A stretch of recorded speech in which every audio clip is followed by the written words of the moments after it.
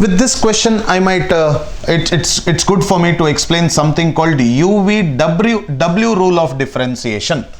It's easy for me to explain this. So all of you will concentrate.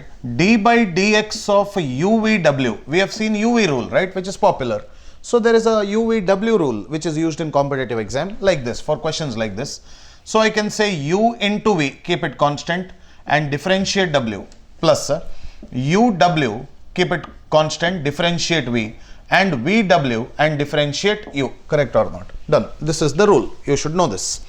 So I can say UVW. So dy divided by dx, this is a shortcut method, okay? 1 plus x into 1 plus x square into 4x cube, right? 4x cube plus 1 plus x, we are differentiating v now. So 2x into 1 plus x to the power 4.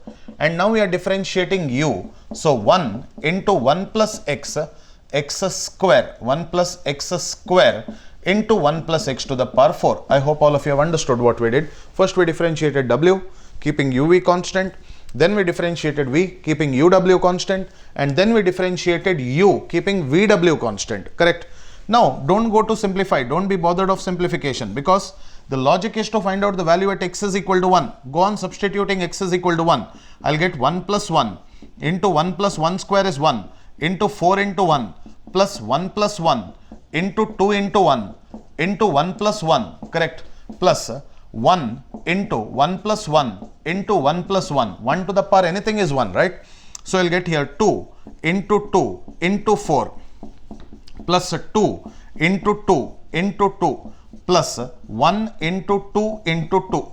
So what is your answer that we get? 2 2s are 4, 4 4s are 16, 2 2s are 4, 4 2s are 8, and 2 2s are 4. So what is your answer that we get here? We'll end up with 28 is the answer.